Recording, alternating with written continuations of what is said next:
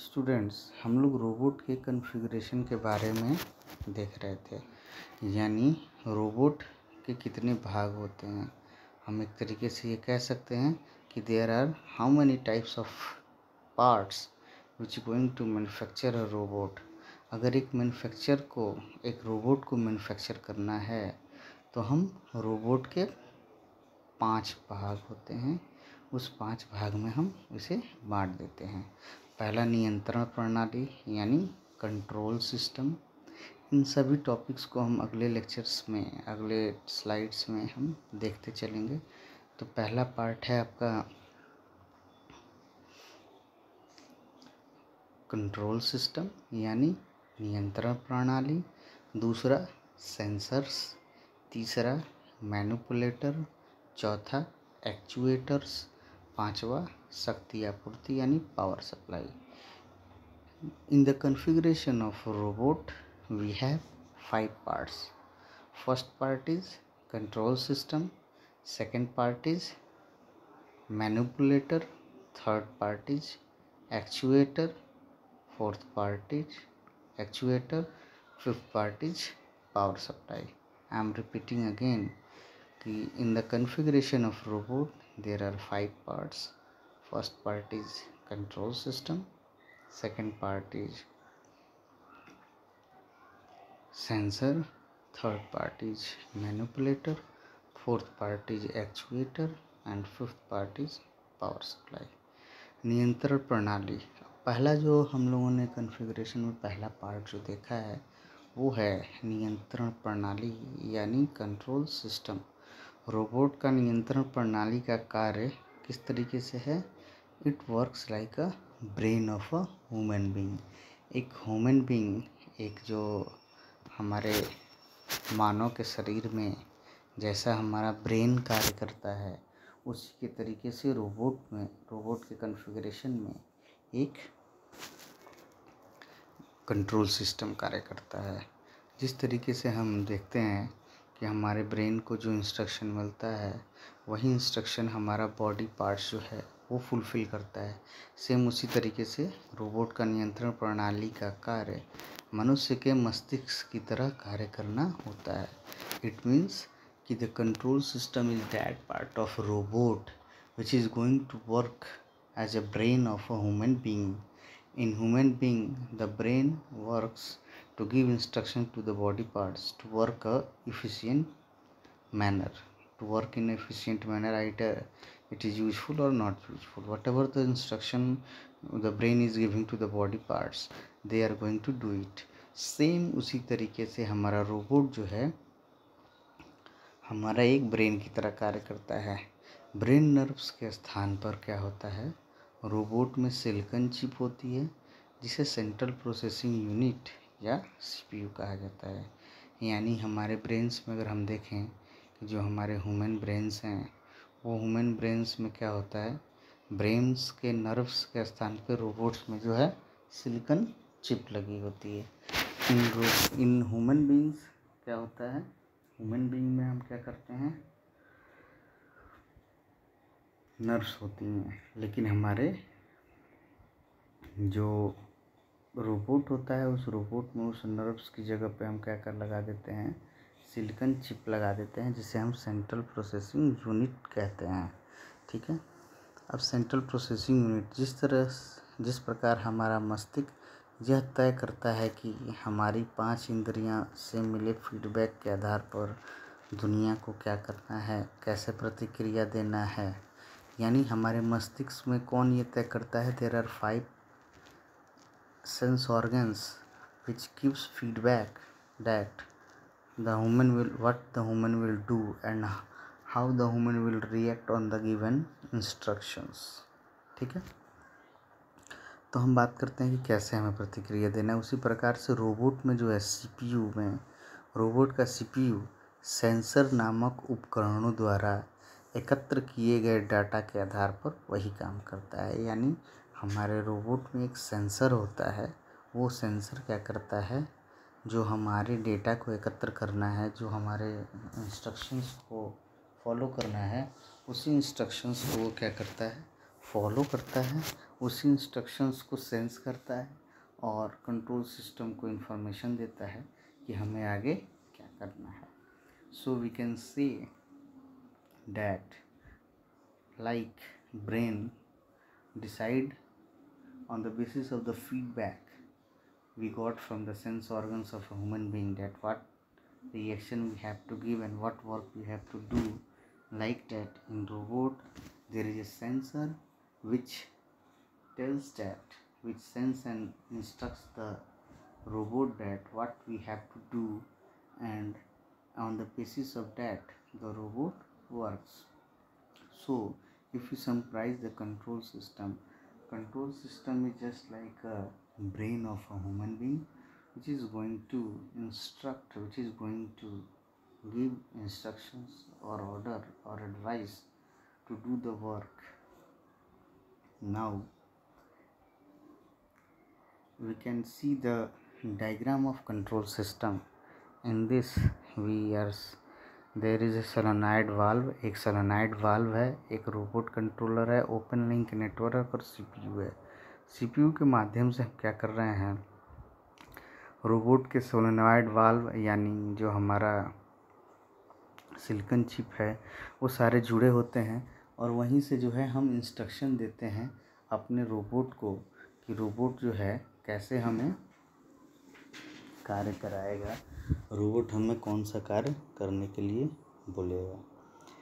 Second जो part है,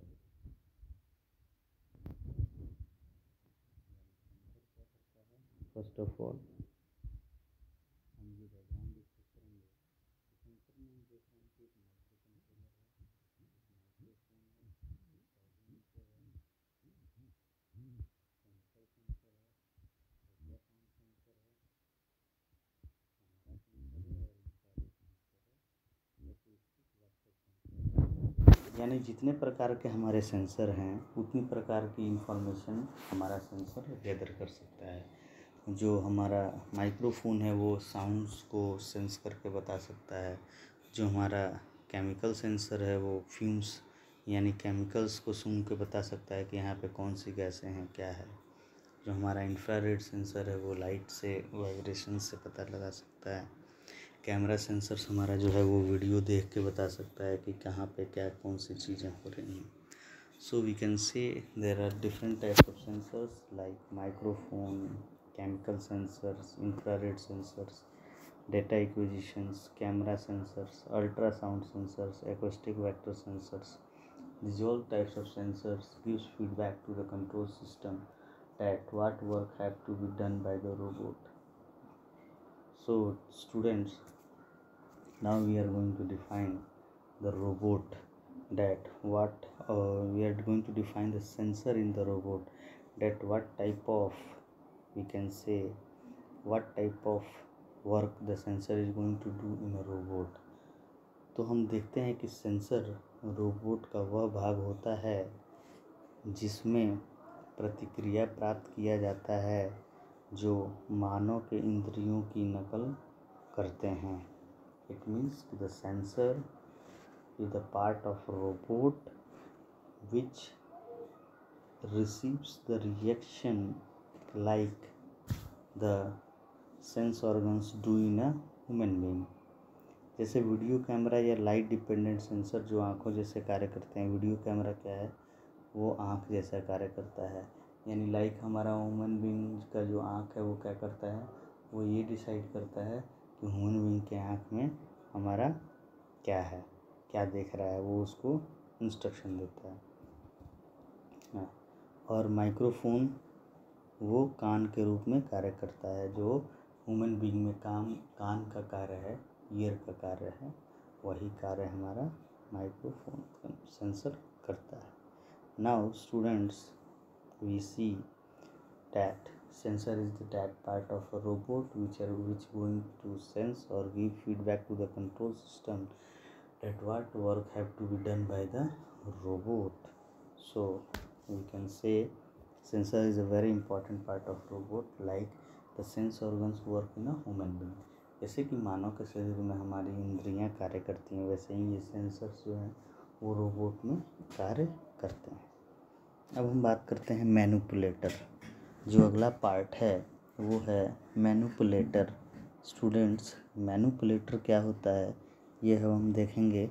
तो मैनिपुलेटर रोबोट का वह भाग है जो मानव हाथ की तरह कार्य की तरह कई जॉइंट और लिंक होता है, जिन्हें हम मैनिपुलेटर कहते हैं।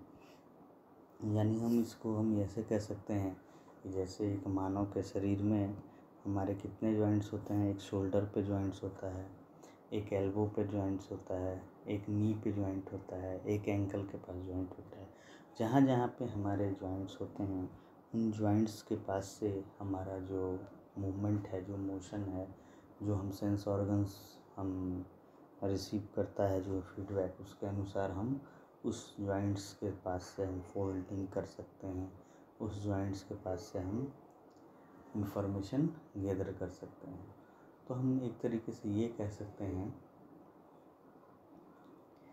जो हमारा रोबोट है, जो हमारा रोबोट के अंदर जो मैनिपुलेटर है वो वर्क करता है एज अ जॉइंट।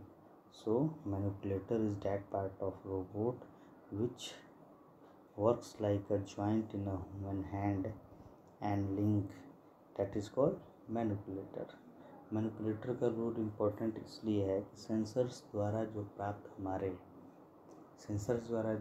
हमारे इंस्ट्रक्शंस हैं या फीडबैक हैं, उस इंस्ट्रक्शंस और फीडबैक को हम क्या करते हैं, इस तरीके से कार्य करते हैं, इस तरीके से उस इंस्ट्रक्शन पे कार्य करते हैं कि वो जो हमारे सेंस ऑर्गन्स की तरह जो सेंसर हमारे कार्य कर रहे हैं रोबोट में, वो हमारे रोबोट को फीडबैक देते हैं। उस फीडबैक के आधार पर मैनिपुलेटर क्या करता है, मूवमेंट प्रदान करता है। स्टूडेंट्स, जो नेक्स्ट कॉन्फ़िगरेशन का जो नेक्स्ट पार्ट है वो है एक्चुएटर। यानी एक्चुएटर क्या होता है? तो एक रोबोट का बॉडी होता है जो सेंसर से प्रतिक्रिया लेने के लिए प्रतिक्रिया में मूव हो सकता है। When the sensor gives you reaction, then the robot can move in any direction. जैसे कि हमारे बॉडी में जैसे ही हमारी इंद्रियां ब्रेन को इन्फॉर्मेशन भेजती हैं, तो हम अपना कार्य को करना सुनिश्चित करने लगते हैं। Like that a robot is a body actuator is working like small motors which can move the robot from the manipulators यानी जो जॉइंट्स हैं हमारे रोबोट में, उस जॉइंट से मूव कराने के लिए हम छोटे छोटे मोटर्स लगा देते हैं, यानी एक्चुएटर्स लगा देते हैं। और वो एक्चुएटर्स क्या होते हैं, रोबोट को इंफॉर्मेशन देने के लिए, रोबोट को मूव करने के लिए वो कार्य में आते हैं। मैं फिर से रिपीट कर देता हूँ। एक रोबोट का बॉडी होता है जो सेंसर से प्रतिक्रिया लेने के लिए प्रतिक्रिया में मूव हो सकता है। रोबोट बॉडी में धातु, प्लास्टिक जैसे सामग्री होती है। इन बॉडी में छोटे छोटे मोटर होते हैं जिन्हें एक्चुएटर कहते हैं। यानी actuator are the small motors like part, और actuator is a part which works like a small motors which moves the robot from the manipulators। Actuator का मुख्य कार्य क्या होता है, रोबोट के बॉडी के कुछ हिस्से को चलित करना, मूव कराना होता है। यानी we can say the main work of actuator is that which can move the robot, it can move some parts of the robot। can say the actuator can move some part of the robot। Actuator का मुख्य कार्य robot के body के कुछ हिस्सों को चलित करना होता है। और डायग्राम में हम दे सकते हैं कि दो एक्चुएटर्स हैं, एक्चुएटर 1 एंड एक्चुएटर 2। और वी कैन से कि एक्चुएटर 2 और एक्चुएटर 3 जो है, एक्चुएटर 1 और एक्चुएटर 2 ये ऐसे दो बॉडी पार्ट्स हैं जो हमारे रोबोट के उस फीडबैक पर, रोबोट के सेंसर्स के द्वारा प्राप्त किए गए जो सूचना है, उस इंफॉर्मेशन से जो है वहाँ से मूव कर सकता है। And the fifth part of the robot configuration is power supply, which is the very important factor of the robot Without this power supply, no body parts, no configuration will work. Or we can say it is a very crucial factor that moves all the four configuration factors. जिस प्रकार मनुष्य को कार्य करने के लिए भोजन की आवश्यकता होती है, like human beings need some food, human beings need some supplements to work, to get energy to work in the daily life, like that. उसी प्रकार रोबोट को कार्य करने के लिए शक्ति की जरूरत होती है, like human being needs some energy by food work, like that robot needs some energy, some power to work in a given instructions environment. ऊर्जा द्वारा रोबोट को कार्य करने की क्षमता बढ़ती है, यानी हम ये कह सकते हैं कि जो हमारे स्टेशनरी रोबोट्स हैं उन स्टेशनरी रोबोट्स को हम एसी के द्वारा चला सकते हैं, यानी हमारा जो अल्टरनेटिंग करंट है उस अल्टरनेटिंग करंट के बेस पे, उस अल्टरनेटिंग करंट के मदद से हम एक स्टेशनरी रोबोट के द्वारा असेंबली डीअसेंबलिंग का कार्य, किसी फैक्ट्री में एक स्टेशनरी वर्क हम लोडिंग डिलोडिंग असेंबलिंग डीअसेंबलिंग का कार्य आसानी से करा सकते हैं। और अगर हमारा कोई मूवेबल रोबोट है तो मूवेबल रोबोट पे हम डीसी यानी बैटरी ऑपरेटेड बना सकते हैं, क्योंकि मूवेबल रोबोट जो है वो एक जगह से दूसरे जगह मूव कर सकता है, एरिया उसका हम एक्सटेंड कर सकते हैं, so there it is not possible to plug the wire in the robot. So उसके लिए हम क्या करते हैं, रोबोट को बैटरी चलित यानी डीसी सप्लाई से हम एक बैटरी अटैच करके उसे हम चला देते हैं। तो there are two types of power supply which we are going to give the robot. If the robot is stationary, then we are using alternating current and the direct power supply to the robot. And if the robot is working in a movable situation in the factory or in the workshop, then we can say the robot is battery operated, or we can say the DC energy is going to utilize